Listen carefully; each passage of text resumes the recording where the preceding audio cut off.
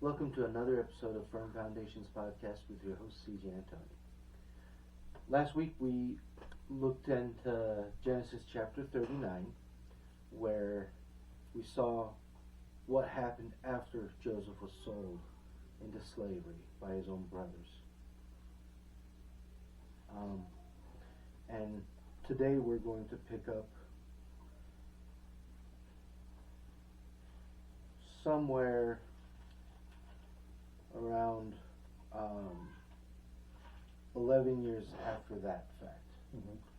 Because, as we'll see in chapter 41, he's 30 years old. He was sold into slavery when he was 17, so that's a 13-year time gap between the beginning of 39 and mid-chapter 41. And we know chapter 41 starts 2 years after chapter 40. So just bear with me, nerding out with the math right now. But Joseph has been a slave and a prisoner for a total of 11 years now, roughly. And even though God is not speaking overtly, even though he has no reason to believe that God is favoring him, even though he's absolutely in the lowest place that he could find himself in, he is remaining faithful to God. He's remaining diligent. He is doing what is right, not because of something he could gain, but simply because it is the right thing to do. And in his excellence, behind the scene, God is continuing to be with him. And at this point, we're looking forward to God beginning to fulfill the promises he made to Abraham decades ago in Genesis chapter 15, verse 13, when he said, look, your descendants, they're going to go to a foreign land and they're going to be made slaves there, but I'm going to deliver them out of there.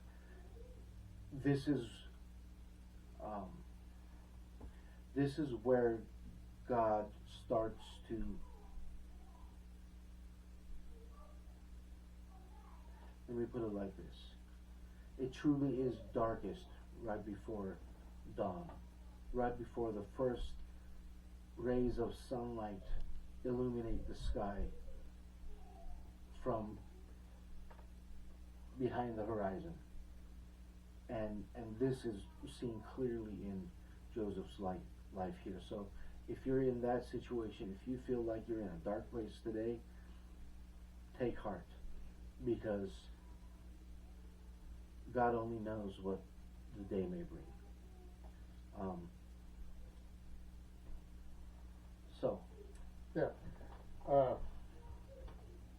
We find out in 39 that Joseph finds favor with the guard that is put in his hand. And I read in another commentary about he may have been taken out of that prison and taken to take care of that guard's house in the area, and then brought back to prison at night.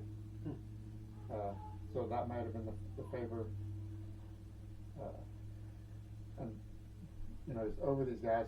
So I'm assuming that maybe they were on a chain gang, possibly, taken out and made to do things. Because if you think about it, there's really not that much you can do in a prison that you'd have to be in control over. I mean, you're locked up. But if these people are taken out, then he needs somebody to control them, in a sense. And he found favor. So when they're out of the jail doing their labor, because you have to pay. Let's talk about when Jesus talked about that certain person wouldn't be released from prison until he paid every penny. Mm-hmm. So that penny is either paid by his family somehow, or he is made to do labor to, if he doesn't have family, it's got to be paid somehow. It's not going to be Yeah, especially Social debtors Security. prison. Yeah. So, Yeah. in a sense, that might have been his saving grace as far as not being in the prison the total time. Yeah. Because it really doesn't make any sense that he's over anything in a prison. You're locked up, where are you going? But if they're taken out, then the possibility of him being over that and finding favor in the guard, because we've seen that earlier when he was with Potiphar, he was highly favored. He's highly favored in prison now, and now we're fixing to go into another extremely highly favored position in the next chapter. So it was just a thought. Yeah. And it's going to be interesting to see some. I know it's a topic among people. Dream interpretations, this, that, and the other. And I do not claim to know everything there is to know about interpreting dreams. I do not. But, the point of this Bible study is to learn together and learn from one another. So, we're going to talk about a few finer points of dream interpretation that come up in this and next chapter. Mm-hmm. And maybe that'll help you with whatever questions you have with that regard. And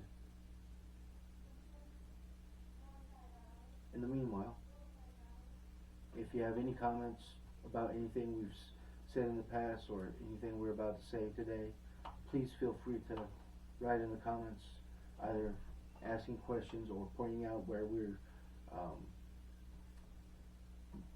might be wrong. And let's make this a two-way conversation. Yeah.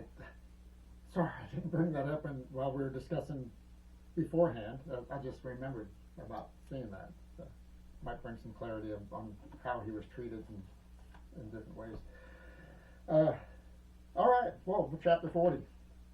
It came to pass after these things that the butler and the baker of the king of Egypt offended their lord, the king of Egypt. And Pharaoh was angry with his two officers, the chief butler and the chief baker. So he put them in custody in the house of the captain of the guard, in the prison, the place where Joseph was confined. And the captain of the guard charged Joseph with them, and he served them, so they were in custody for a while. Then the butler and the baker of the king of Egypt, who were confined in the prison, had a dream, both of them, each man's dream in one night, and each man's dream with its own interpretation. And Joseph came into them in the morning and looked at them and saw that they were sad. So he asked Pharaoh's officers who were with him in the custody of his lord's house, saying, "Why do you look so sad today?" And they said to him, "We each had a dream, and there is no interpreter of it." So Joseph said to them, "Do not interpretations belong to God? Tell them to me, please."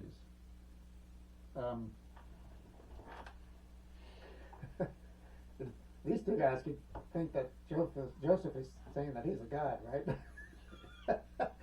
If they belong to God, so tell them to me, Yeah. Being that they're Egyptians most likely, and well, they could have been. Obviously, they were a type of slave in the Pharaoh's house, but they know about all the Egyptian gods, So now, I just thought about that just now. I was like, I wonder if they think that Joseph feels like he's a god in prison, right? Interesting. That would be funny. Yeah. That's but and we talked about this earlier. Okay, why are these two guys in jail? yeah. What did they do so bad that they've been put in jail? Good question. The worst jail, because it's Pharaoh's jail. There's other jails around, but this one happens to be Pharaoh's, and that's not a good place to be. Yeah, I mean, any day you provoke the king to throw you in jail is not a good day. But so the rabbis asked themselves that question, and they came up with this idea. That seems to be most probable in their estimation. And I would have to agree, it nicely explains it and makes sense. Mm-hmm. The first question is, why were they thrown? It seems like they were thrown to jail together, the same day, same time.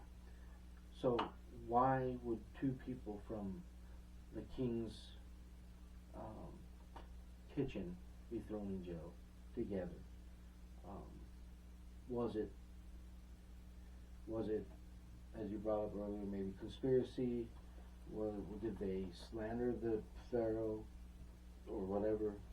But perhaps it was due to their jobs and the fact that they may or may not have done a good job.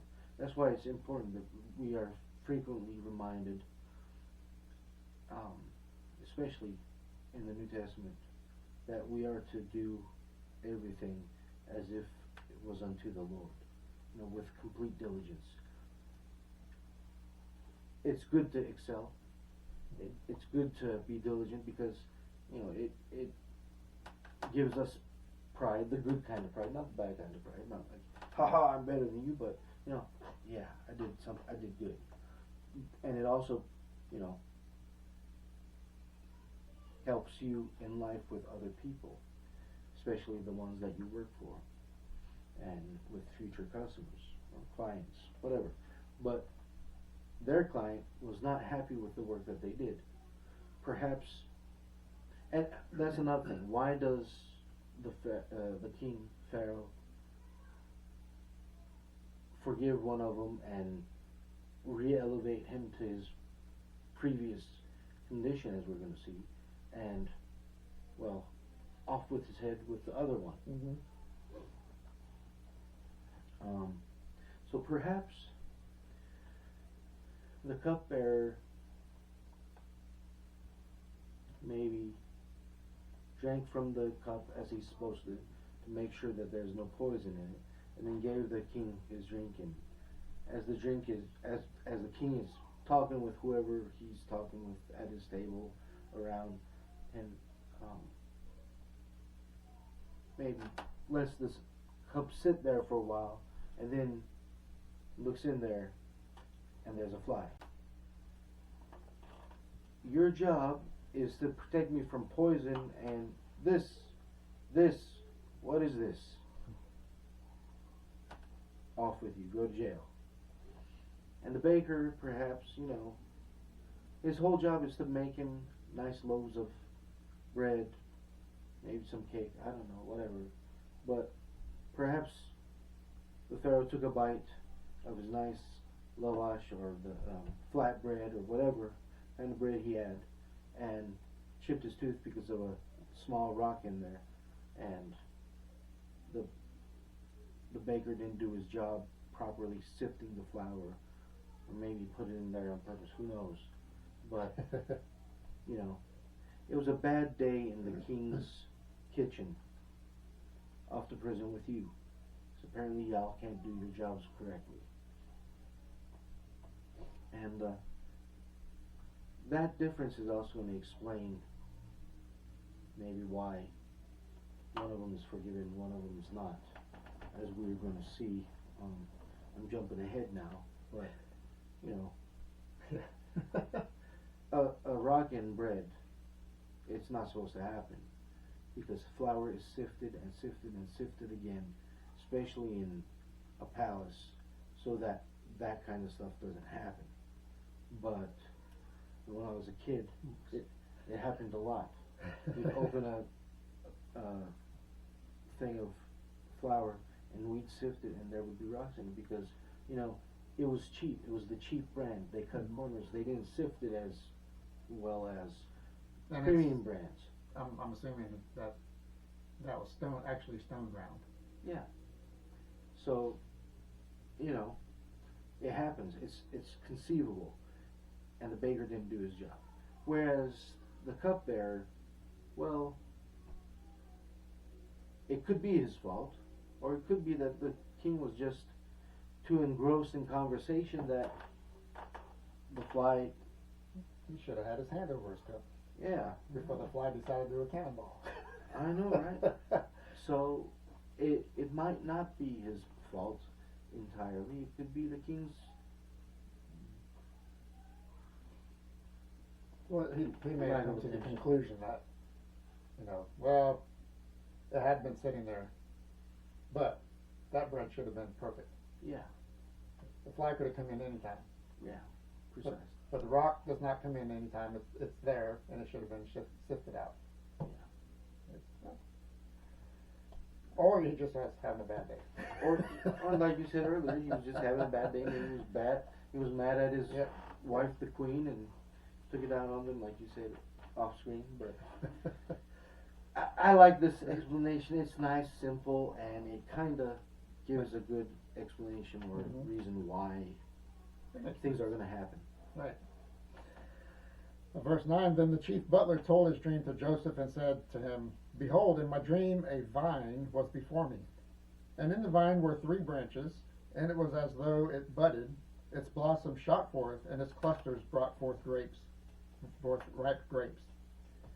Then Pharaoh's cup was in my hand, and I took the grapes and pressed them into Pharaoh's cup, and placed the cup in Pharaoh's hand. And Joseph said to him, this is the interpretation of it. The 3 branches are 3 days. Now within 3 days Pharaoh will lift up your head and restore you to your place, and you will put Pharaoh's cup in his hand according to the former manner when you were his butler. But remember me when it is well with you, and please show kindness to me. Make mention of me to Pharaoh, and get me out of this house. Get me out. For indeed I was stolen away from the land of the Hebrews, and also I have done nothing here that they should put me into the dungeon. So we were talking about this earlier, about we either trust God completely, or we try to take matters into our own hands, basically. And here, he's been in this dungeon for no reason whatsoever for 11 years. And so he's asking favor. Now, I don't think he's whining, really. He's just telling the truth. That, hey, I was thrown in here. He didn't say anything about his brothers, but he was basically kidnapped, sold into slavery, and then falsely accused. Tell Pharaoh my story.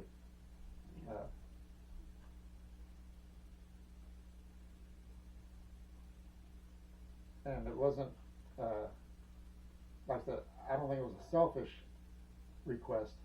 I think it was an informational, and Yeah, I mean, even if it was selfish, it's not a bad kind of selfishness. He wants to be free. Who doesn't want that? And it is our natural tendency to ask people for help. For some people it's harder, and in certain circumstances it's harder.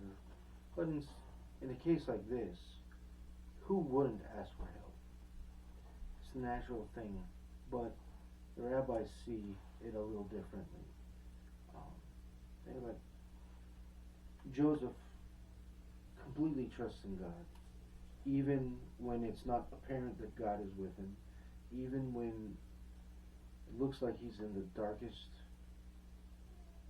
moments of his life. He trusts God.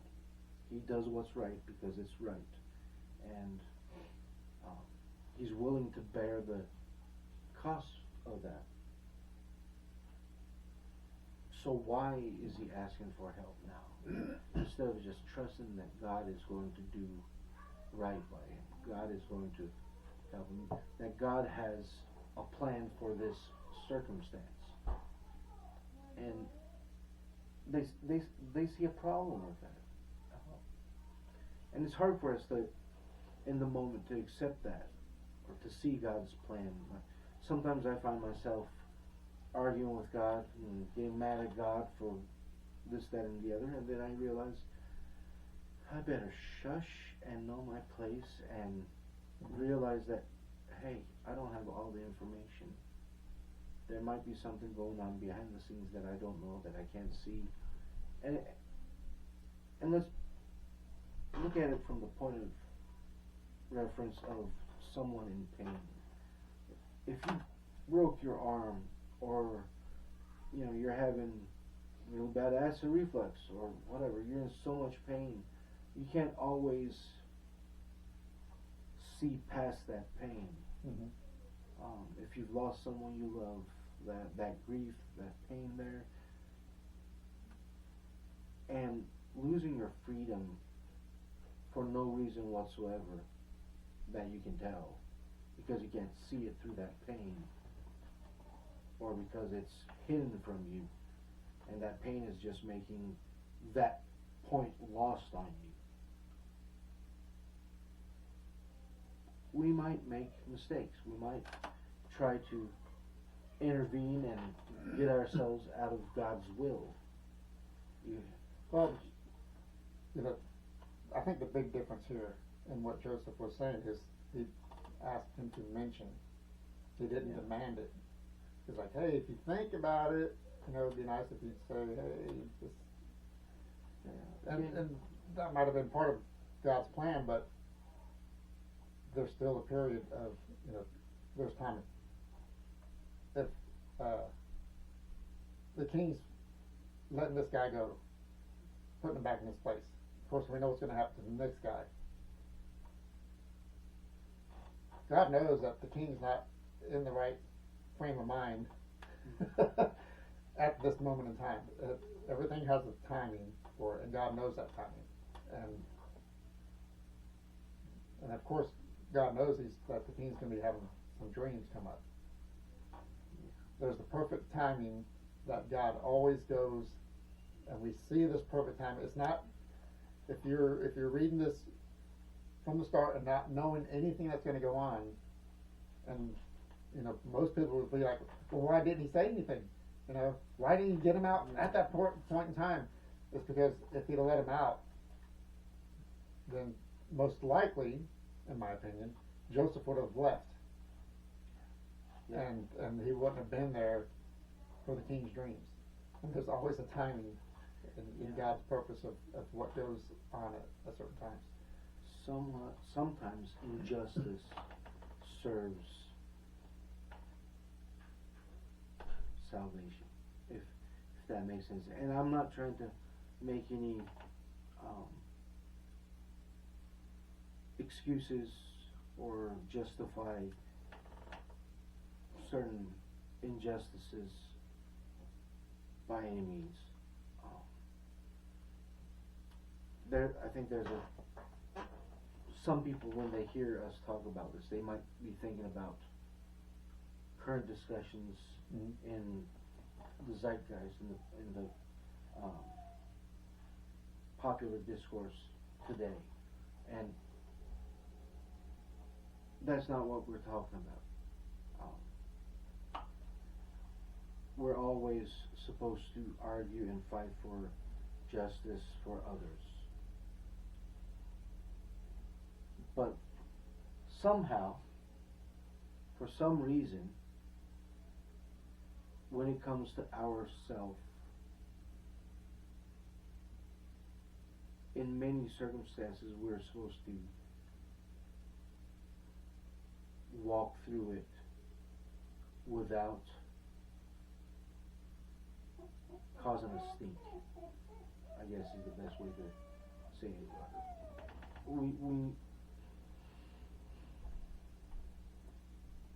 God says the battle belongs to Him. When it's our personal battles, we're supposed to cast all our cares at His feet and let Him deal with it. And many times God says, I will do it. I got this. I am going to save you with a powerful arm and a powerful arm and an outstretched hand. And that's the difference between our personal response to our personal tragedies and our response regarding our responsibility to the innocent around us. There's a difference in how we're supposed to deal with these two, and that's what we're talking about right now. Joseph is experiencing a personal injustice, and he's supposed to trust in the Lord and cast his cares upon the Lord and let him handle it. And so far, that's been his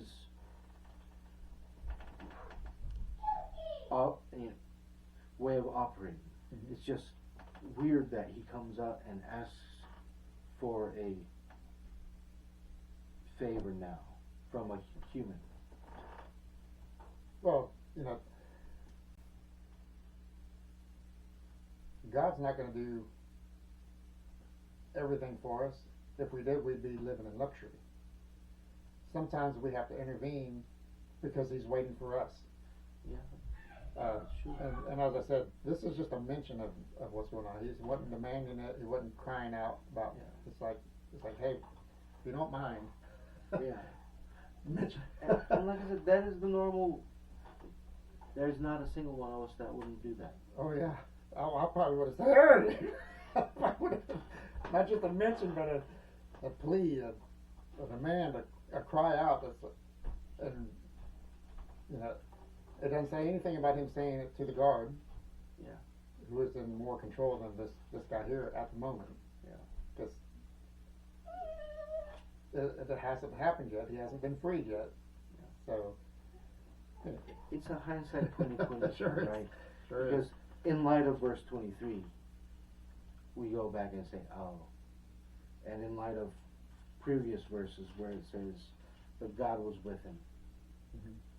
when you put that all together, we have a clearer view of what's going on here. And it's not, I guess the point is that it's not always easy when we're in the heat of battle. We're surrounded by fog of war, and everything is not clear, and we don't have perfect understanding. And I guess that's what we're going with. Mm-hmm. But when it comes to interpreting dreams, first thing I want to note here is that how did he get his interpretation, right? Because if somebody told me a dream like that, I was like, ah. But now, after reading this, maybe I could figure it out, because if you read closely, in verse 10 it says, and in the vine were 3 branches. The word translated as branches is sari, and it can mean branch. In most places it does mean branch, but it can also mean tendril. And when you're talking about a vine, even a brand new vine, just a cutting, will have more than one tendril on it. It might only have one branch, but it's going to have multiple tendrils, so it can grab hold of whatever is around it to support it. Mm-hmm. Because vines, by nature, need something to support them. So the fact that there's only 3 tendrils it grabs his attention. He says, okay, 3, there's some significance to that. It's unusual that there would be only 3. And then,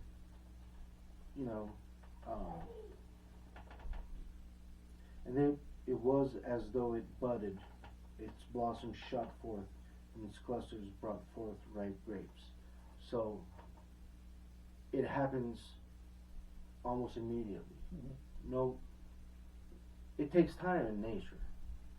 So what's going on in this room? That it's fast. It's a timing thing. So the 3 tendrils, it's not 3 years, it's not 3 months. It's a quick burst. It's going to happen suddenly, 3 days. And then the Pharaoh's cup was in my hand, and I took the grapes and pressed them into the Pharaoh's cup and placed the cup in Pharaoh's hand. And he goes, okay, you were thrown in here because a fly in the ointment, a fly in the wine, but you're going to be restored, like you said, restoration, restored to the job you came from. You will be given your former honor back. And this is all, the whole dream is about this. It's, what landed you here is what's going to get reversed.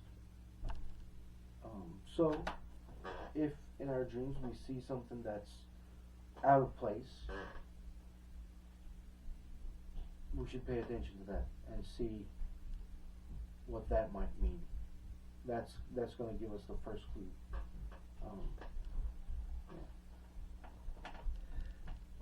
All right, now we're going to see what happens to Mr. Baker. Yeah.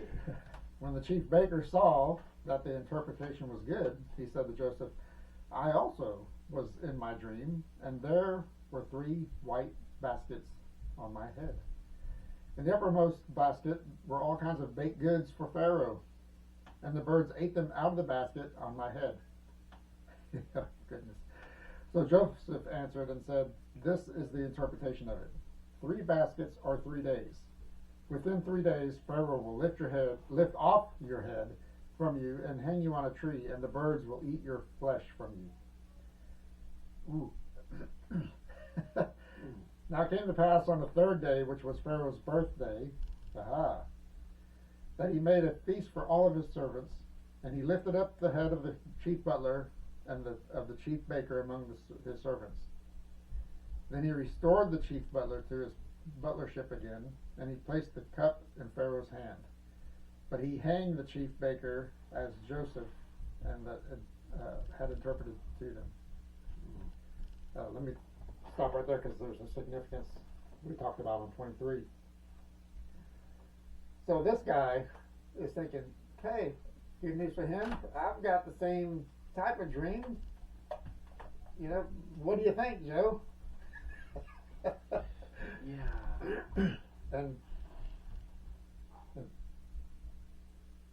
the 3 baskets. Why white baskets? Is there any? I never, really paid attention to the fact that it says 3 white baskets. I don't know if there's any significance to. White is usually purity of some type.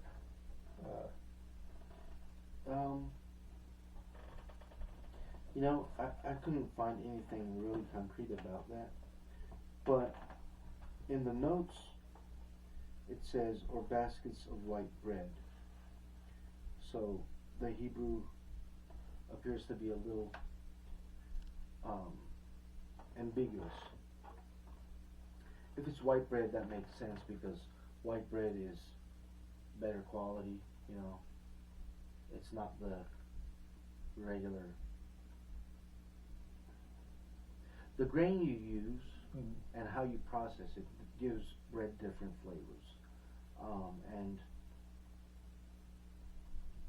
if you're used to eating barley or pumpernickel or whatever, it has a different flavor. If you eat wheat, it has a different flavor. How you process the wheat tends to be fluffier, softer, with a nice. Bread here in the U.S. is very different from bread around the world. Mm-hmm. Even the French style baguette bread is different. The crust is different. We just got some bread the other day from Walmart, and I said, Joe, I really miss real bread. Because, like in Turkey, you get a regular loaf of bread. It's soft and fluffy on the inside, but it's crunchy on the outside. Mm-hmm. The sides are still a little softer, but that top, there's a ridge that goes across the top, and it's crunchy. It's almost like a cracker, but even better. And that's what I'm assuming here. Like, that's the kind of bread the Pharaoh would have had. It's delicious. It has all the textures that hit the right notes. It's just, fresh out of the oven.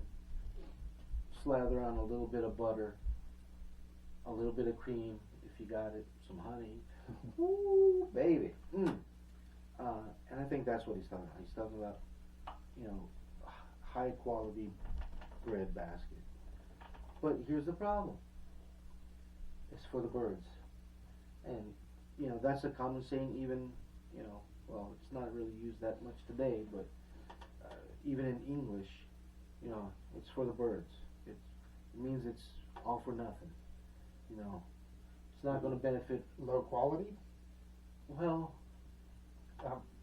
since you were mentioning, well, I say that because earlier we had mentioned maybe there was stones in the bread he made, which would make it low quality.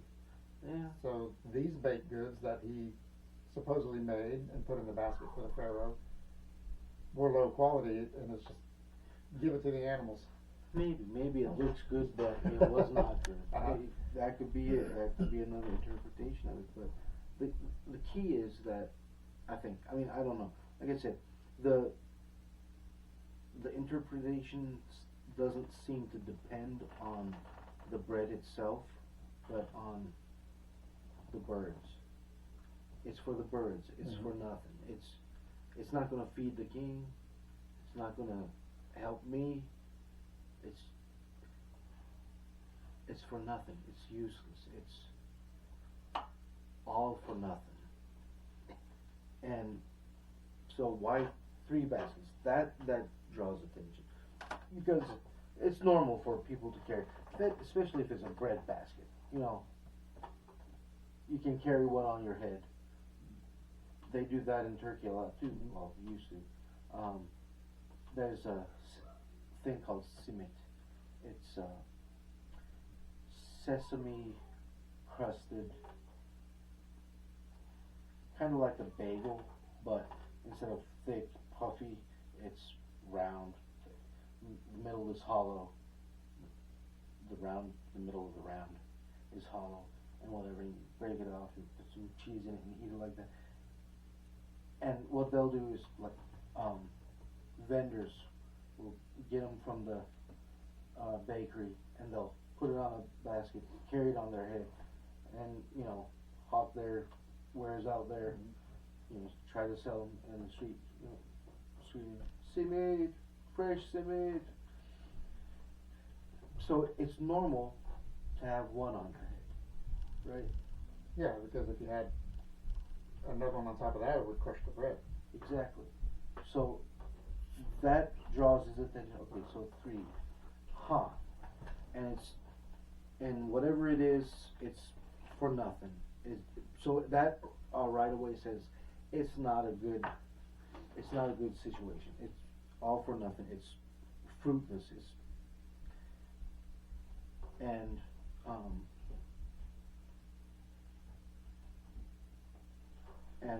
they eat it out of the basket on his head. So he goes, well, these dreams came to 2 people on the same night,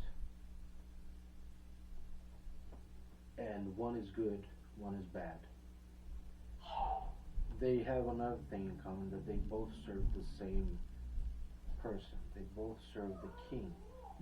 So if the king's going to make a decision for good for one person in 3 days, these 3 baskets must be also 3 days, and it's going to be a bad decision. And he sees in this another significance in the birds eating out of the basket off of his head. He says, okay, well, you're going to be executed by hanging, by your head, by your, and the birds are going to eat your flesh, because we don't think of it these days, but executions used to be public, and they were a spectacle, and they were meant to make a point, get that point across. You do not do this, or you'll end up like this guy. Mm-hmm. So they would let them hang there until their neck snapped and the body fell and their guts spilled all over the ground, and the vultures, the carrion birds, would eat them. So, he's drawn on that and saying, well, so, again, you see, if something's out of place in a dream, if you wake up with the dream troubling you, or exciting you, whatever, and there's something out of place, pay attention to that. And sometimes the meaning of one dream depends on the meaning of another dream, and if you see them, if you have two different dreams in the same night, it might be the same dream, or mirroring dreams, one for the good, one for the bad, one positive, one negative, whatever the case may be. Have you had that happen? Have you had a dream that... We actually spoke about a few dreams I had in the gift of prophecy class. I've had 3 dreams last year, all of them last year, that one helped illuminate the other. And, the first 2 I didn't understand at all. Mm-hmm. And then the third one, I was like, and went back. And I'm not going to get into detail, but it was a warning against my tendency to trust on intellect and natural ways of doing things, and my lack of trust in the Holy Spirit, to be perfectly honest. And God was saying, hey, you need to rely on the Spirit more. You need to discern the voice of the Holy Spirit better, and not be afraid to walk in that.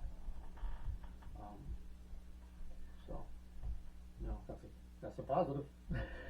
Yeah, anytime the Lord calls you saying, hey, look, I haven't given up on you, Mm-hmm. but you need to fix yourself. That's a good thing. That's God's grace, His mercy. So let me read this last verse here. Yet the chief butler did not remember Joseph, but forgot him. Thanks a lot, Yeah. And that was a little side note on mine. It says selfishness. I don't know if it was selfishness. Yeah. I mean, this guy is elated. He's not thinking about anything other than the fact that I've still got my head. And he's going all out, probably even more so to please the king. Yeah. And he's not worried about anything else or anybody else. And he should have remembered, and it could, but the timing, it did. Yeah. And it could be that he did remember for a while, and he was just waiting for the perfect timing. Mm-hmm. And then just perfect timing never presented itself, and like I said, in his newfound devotion to please his king, mm-hmm. he eventually forgot. Didn't want to trouble his king with what he might think of as unnecessary jibber jabber. Yes. But yeah, I agree with you. I don't think it was selfishness. There's, room for us to give him the benefit of the doubt. And if he was a decent man, and I'm going to assume he was, even though he was a pagan, even though he was an Egyptian, Mhm. because we've how many times said Egypt is bad news, but putting that all aside, you know, generalizations work when you're trying to prevent terrorism and stuff, but when you're talking about human beings on a fundamental human level, everybody's different, and you can't say every Egyptian.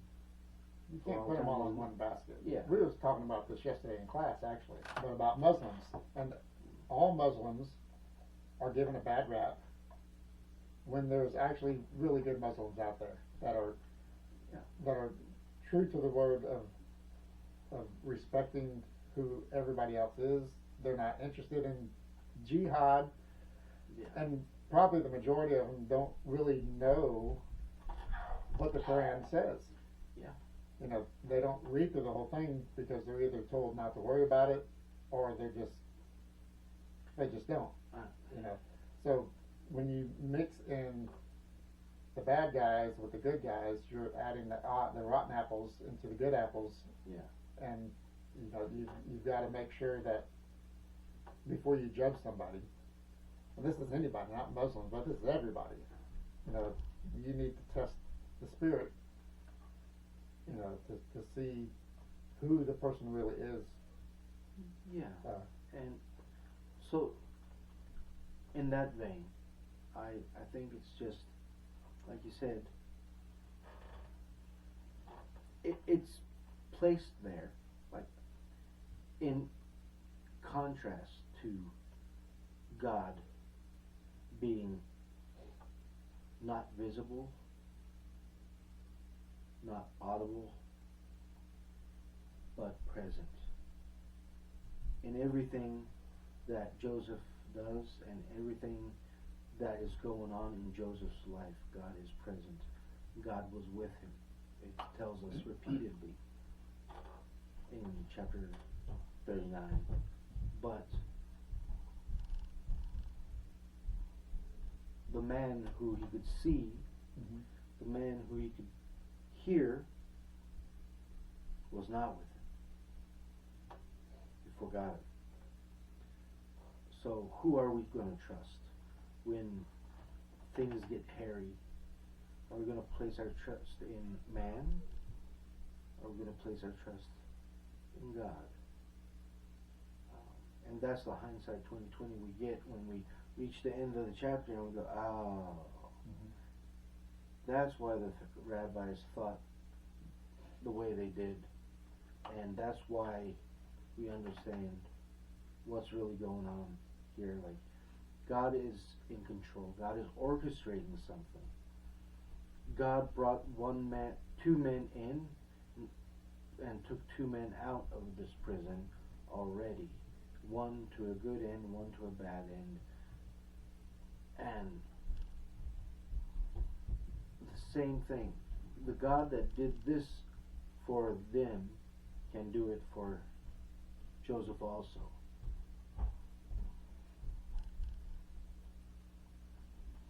Joseph doesn't know this yet, like you said. Right. Chapter 41 hasn't been written yet in his life. But the darkness is about to be pierced. And the first cracks in the darkness happens here when one of his charges is let out. The only problem is that he thinks he's going to shatter the darkness with his own light, with his own willpower, or the willpower of fellow human beings, and that's not the case. I also don't think that there's a coincidence that it happens to be the Pharaoh's birthday.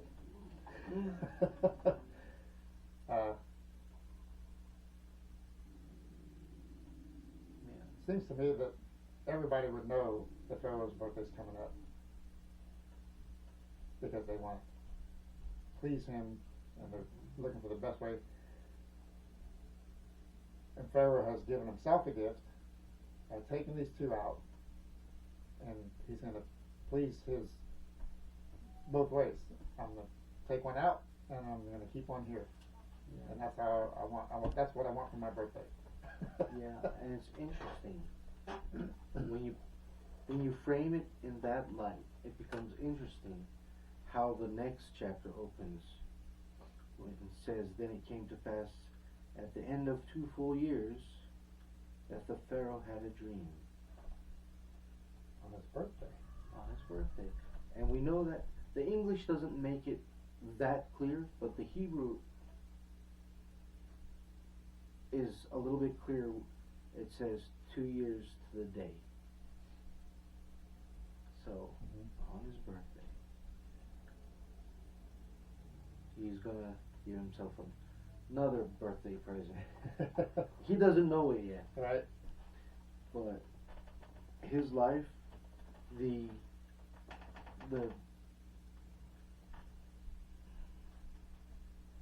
destiny, the future, the fate of his kingdom is about to change, and the fate of the world actually hangs in the balance with what he's about to do, and that's going to be another hindsight 2020, and Joseph's going to learn that very lesson, and it's going to come to pass that when his family comes down to Egypt, he's going to soothe them, comfort them with the lesson that he learns through this ordeal. Without this, the rest of the Bible doesn't happen. If Joseph doesn't go through this injustice, Jesus doesn't come.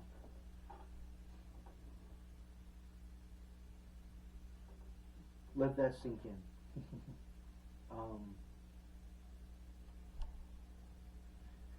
So yeah, it's tempting to ask ourselves why and argue with God, saying, "Why, Lord? Why do you let this happen to me? I'm a good person. Why is this happening? I tithe, I donate time. I always go out of my way to help people. I always offer to help people. I work hard at work. Nobody sees me. I don't get promoted. I don't get... Why, Lord, is my car hit and the guy ran away? And how am I going to get to work, Lord? How am I going to put... Be still, O Lord."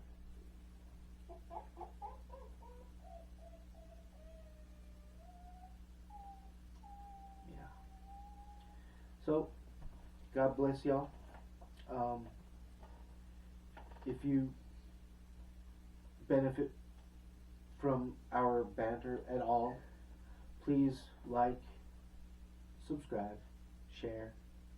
You know, it takes only 2-3 seconds, and you would help us get the gospel and the word of God and the knowledge of God in front of as many people as possible. The digital town square is is where evangelism is happening now. It's the easiest way. Y'all can go and look at One for Israel or Pod for Israel. A couple years ago, they came out with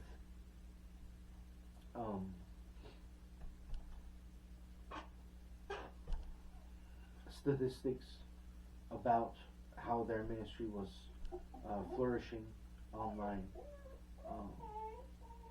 And in a country with less than 10 million people, their videos were garnering more than 50 million views. Wow.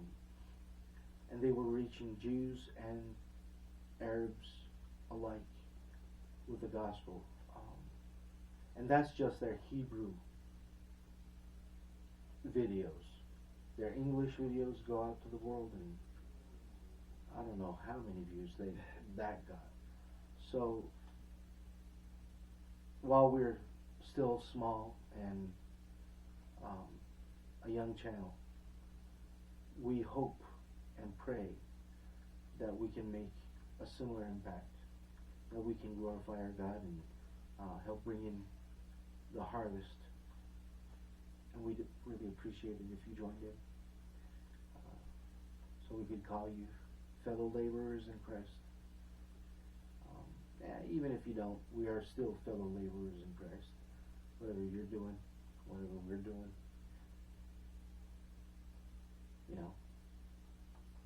let's cooperate. Let's work together. Also, Yes. Also, we have opportunities for our guests to, as you see the address right here, to send us. We'd like to advertise for you by wearing your shirts from your church, organization, or a hat, or something. We can put a banner back here stating who you are, where you're from, the name of the church, and as always, as long as you believe in the complete Word of God without taking anything out or adding anything in, we would love to share that information to get you recognized. People come through your area, they may have seen this video and said, hey, I remember seeing this particular church ad on that podcast. Let's stop by and hey, see what they're up about.